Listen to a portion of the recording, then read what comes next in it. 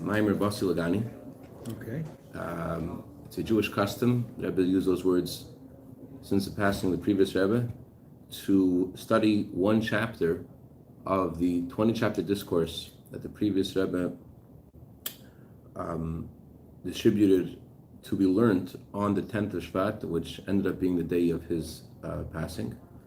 And the Rebbe said this was not just happened to be the day of his passing, but this was what he wanted to give us to learn in connection to his historicals, to his aliyah, to his not just the passing the previous Rebbe, but also in regards to the role of our generation. And since the discourse has 20 parts, so it's customary to study one chapter every year. And this year we're studying it for the 4th time, and we're studying the 13th chapter. And just to give a little intro of what discourse is about, and where we are up to in these, this is 13th chapter. Before we do, I just wanted to mention something interesting. If I remember correctly, this discourse of the previous Rebbe is based on another discourse, and it's known to be a simple discourse. It's in Kadosh Baruch Hu Betrunya from the Rabbi Cashapp. It's known to be something that's simple. In the Chassidic lexicon, simple means balobatish. Balobatish in the Chassidic lexicon means for regular homeowners, meaning regular people. It's not something that you need to be very sophisticated to learn. It's just for regular homeowners. However, I don't remember who said this. Maybe it's the previous Rebbe about his father's discourse. That's not what it really means. It's hakabalabatish. It's about ownership, but it helps you become an ownership over your own animal soul. That's balabatish. Not just it's simple. Contrary, it's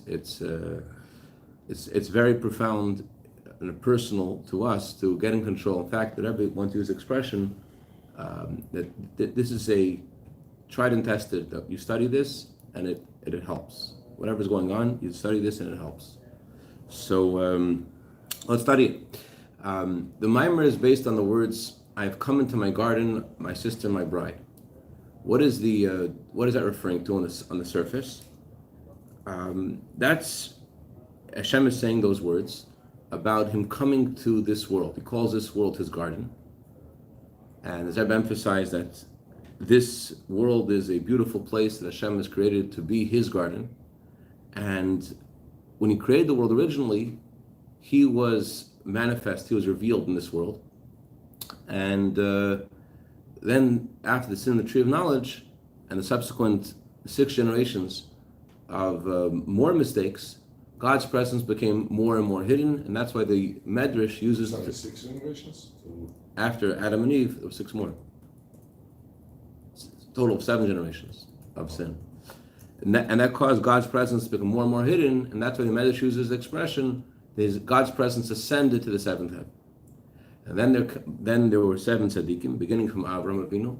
The Talmud says that what was unique about Avraham is hischil lahoyer. There were other tzaddikim before Avraham, but Avraham was the first one to give light to the world. He brought God's presence to be revealed in the world. As Avraham used the expression about himself, he told when he was telling Eliezer to find a wife for Yitzchak, he said, "Hashem, the God of heaven and the God of earth."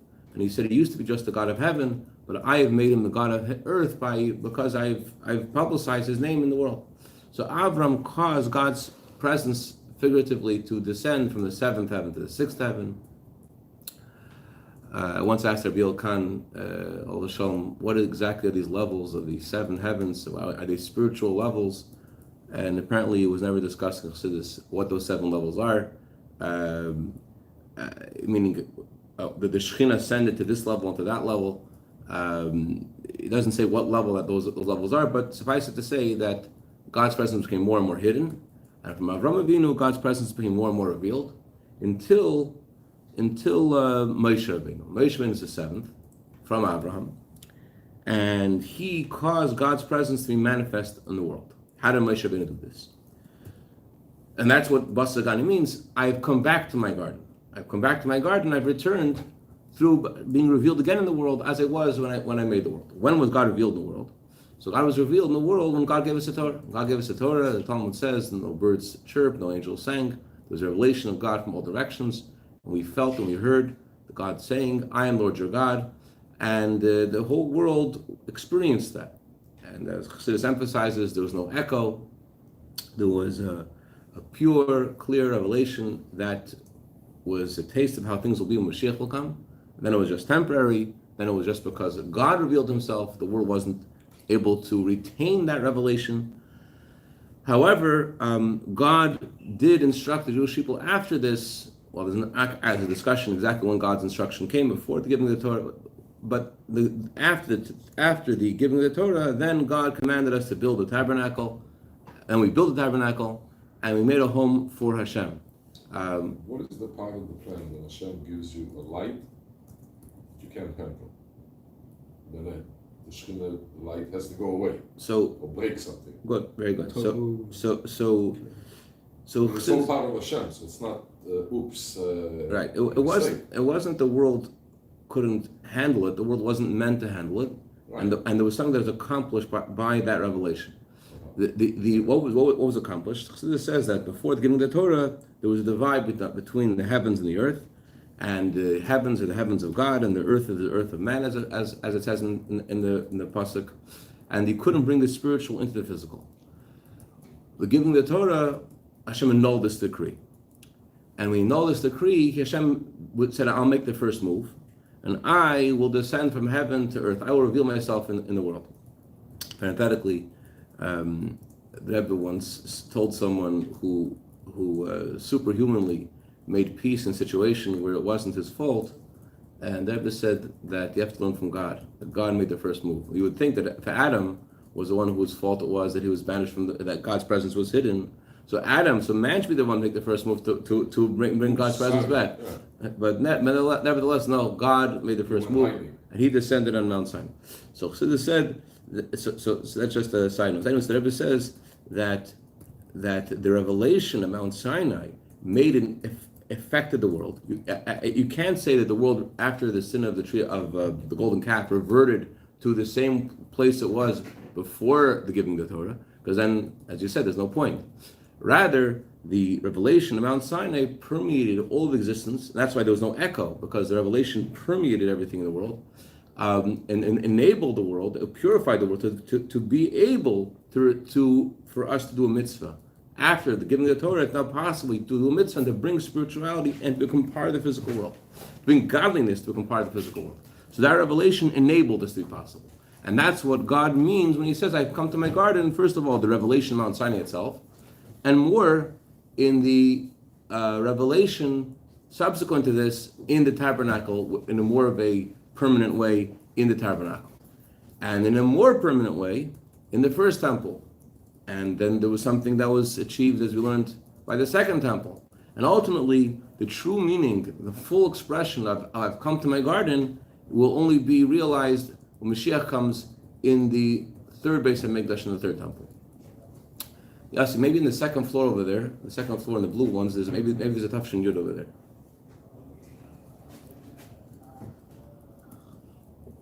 Okay, so that's the purpose of creation. That's the role of our generation, as Rebbe said when he began leading the Jewish people.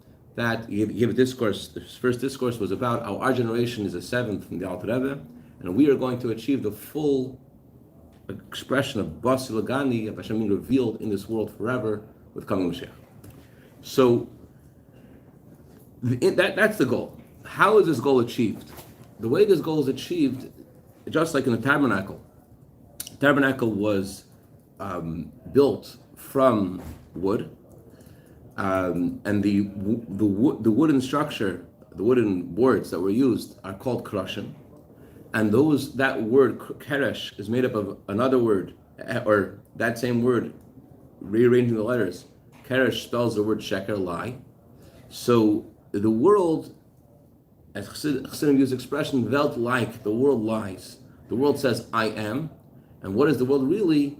The world really is only here.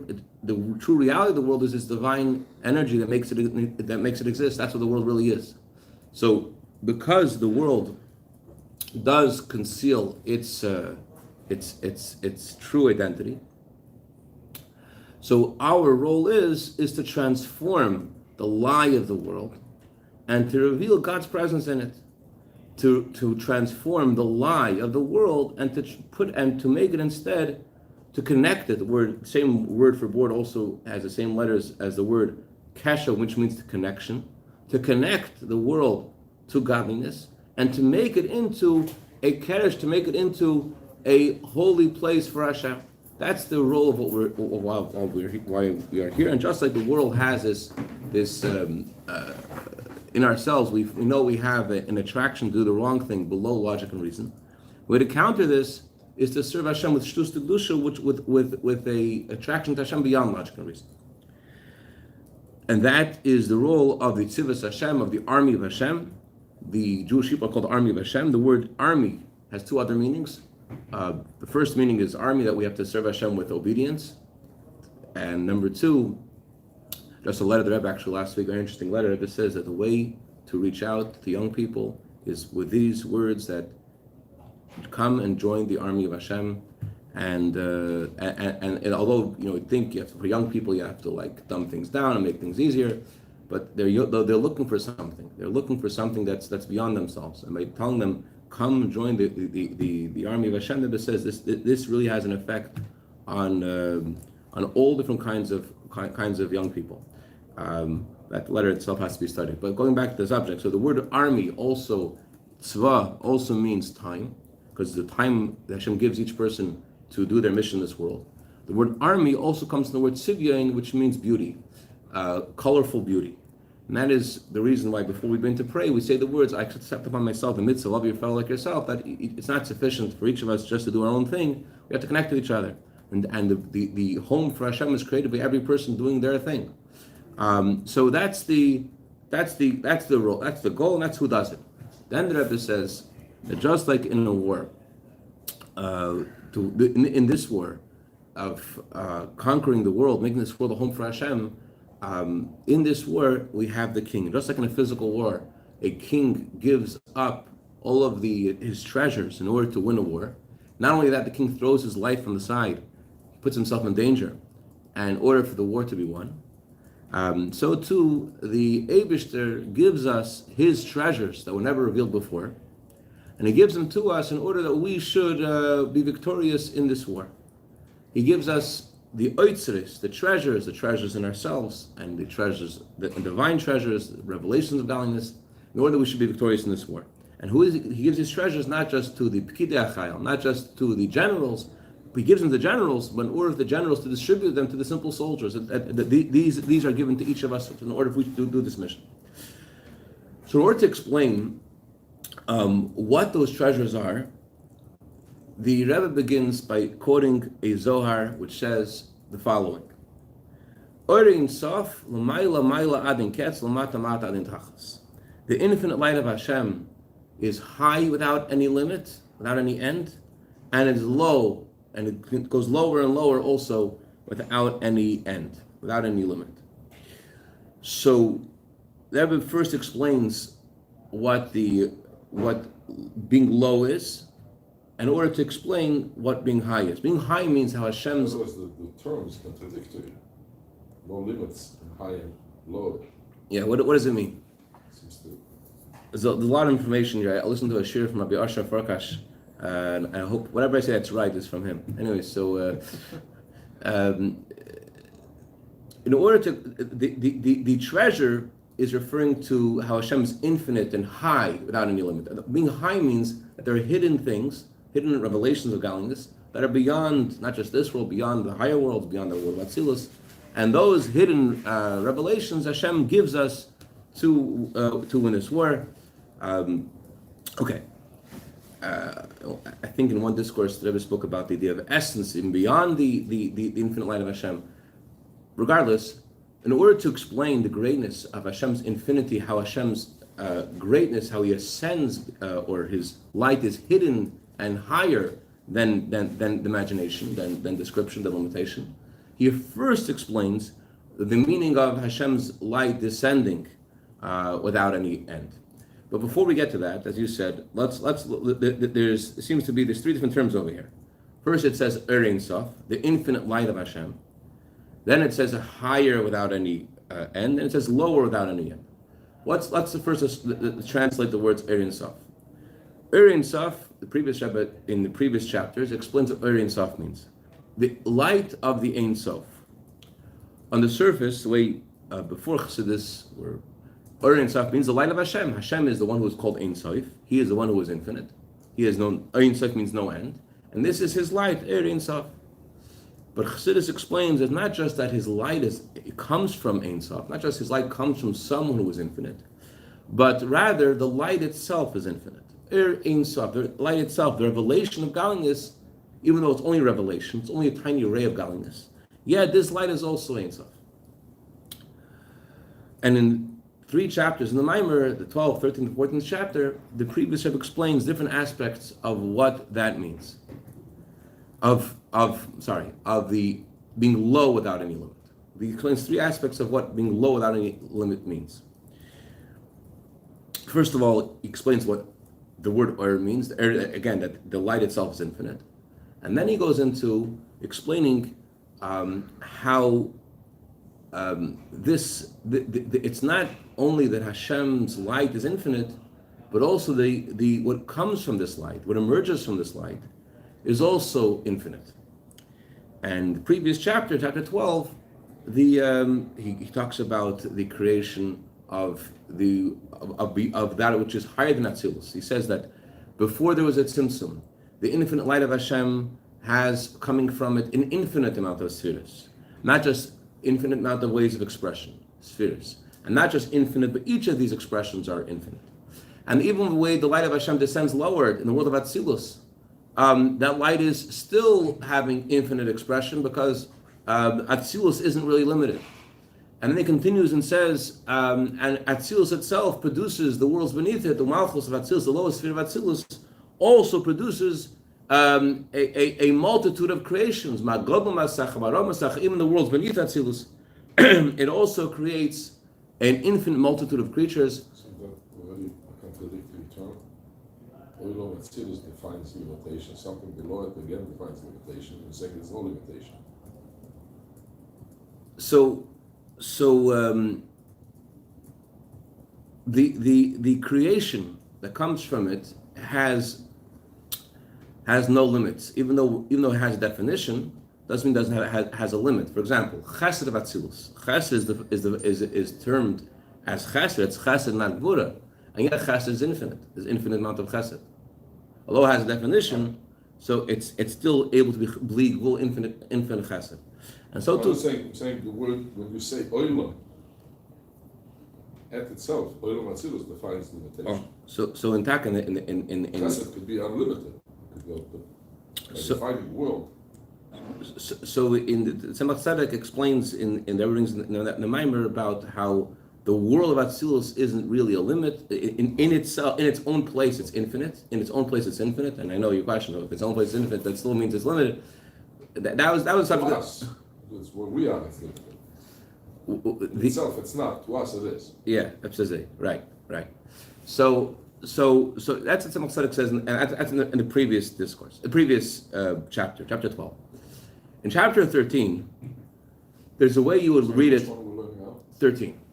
There's a way you would read chapter 13 without the Rebbe's explanation, which you translate the words, and then the way you would read it with the Rebbe's explanation.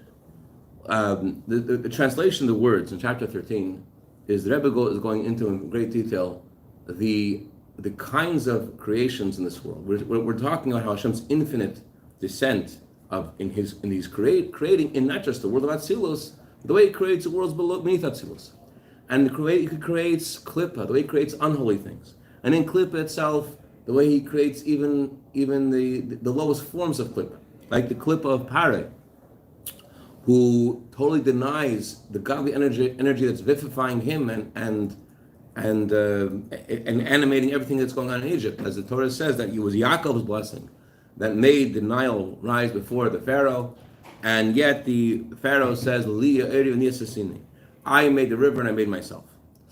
So, and the Rebbe goes on to talk about how even in ourselves we could find a similar Paro-like mentality Very interesting. God willing, we're going to learn it inside. But the Rebbe just one idea for now.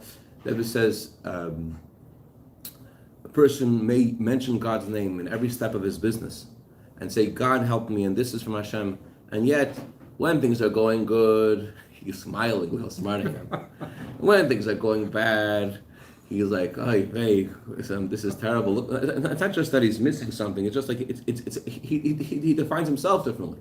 And really, it should be equal because it's nothing to do with you. It's nothing to do with you. It wasn't your intelligence that got you made successful. It wasn't your foolishness that made things go down. It has nothing to do with you. It's all Hashem. So the Rebbe says that it's possible that fundamentally, although we're using a lot of words, Baruch Hashem, Ezras Hashem, all these things, but fundamentally, although we believe it, but our belief in Hashem could be in a way that it's separated from our own reality. That it's just things we're saying, but not fundamentally how we actually look at things. And it's similar to parim. Just like also in Torah study, it says it's possible that you know the Torah is the Torah of Hashem, and you make the blessing before you study the Torah. However, while in the Torah, it's not felt. You don't feel the magic. You don't feel God's talking to you when you're studying Torah. You don't feel this is godly. You don't feel like as the Baal Shem Tov says, that Hashem kisses the lips of every Jew when you study Torah. You don't feel that. You feel more the intellect of it. You don't feel like that's something going on. There's intimacy. You're having with Hashem when you're studying Torah. So the Rebbe is going on in great detail about how Hashem's light creates things. Hashem's light is infinite and it creates things lower than Atzilus. That's how you learn the Maimer simply, without the Rebbe's explanation. The Rebbe explains that that's not really what the subject of the 13th chapter is. The subject of the 13th chapter is not how Hashem's infinity extends to the worlds beneath Atzilus.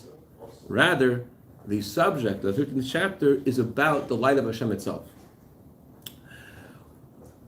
We're not just talking about how Hashem's infinite light produces all different kinds of creation. Rather, the point of the 13th chapter is that Hashem's light itself is present in all the things that He creates. In other words, although we're talking about klippa, we're talking about low kinds of klippa, that is also that is a expression of Hashem's infinite light. Hashem's infinite light is in the place of klippa.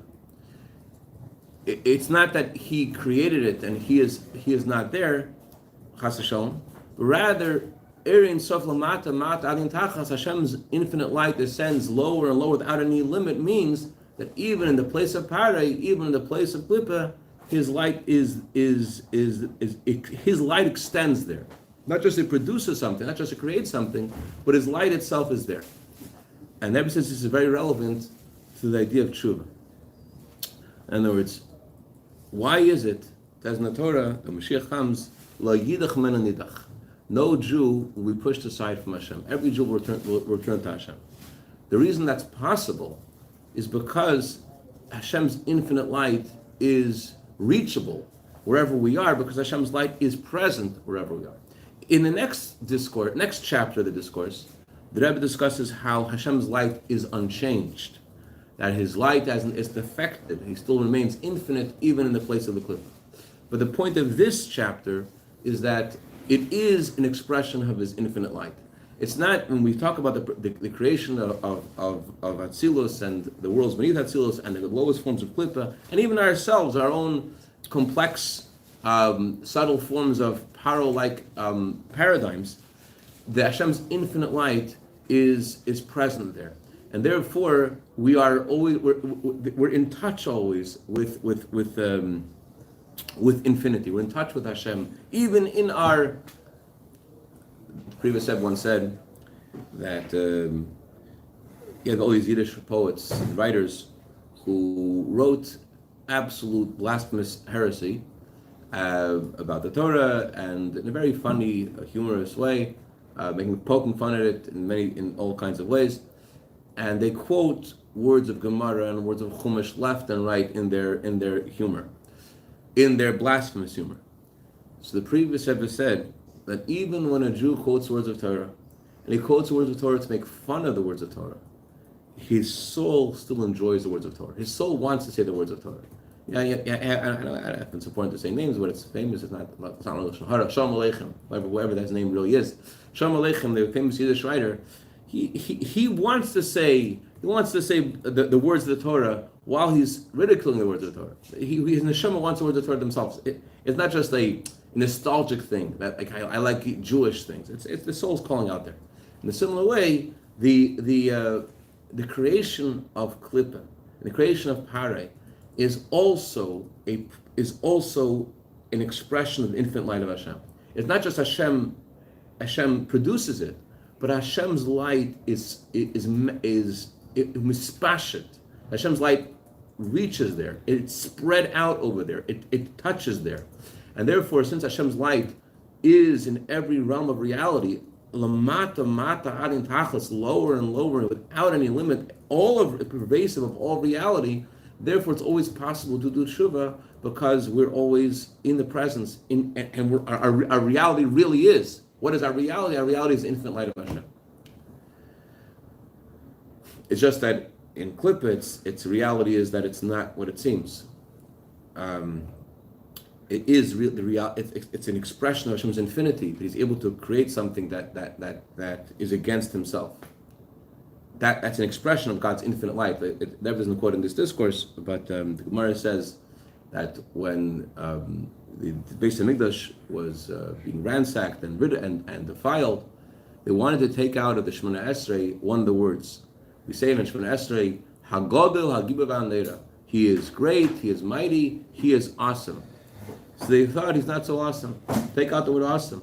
Is He awesome? Is He so? Where's His? How is He awesome? They're going to His temple and they're ransacking His temple. And the Gemara said, Adonai, no, that shows how awesome He is. That's His awesomeness. That He allows them to come into His temple and He's quiet. That shows His infinity. That's Ern Sof Matavan Tachos. That shows His the infinite light of Hashem descending to every place, and that's why it's always possible to do tshuva because it's there. It's the infinite light of Hashem. And not just Hashem is everywhere, but the infinite light of Hashem, the revelation of Hashem, is in every realm. Any questions or comments? In a paradoxical way, even somebody whose entire, in quotes, mission is to destroy Torah.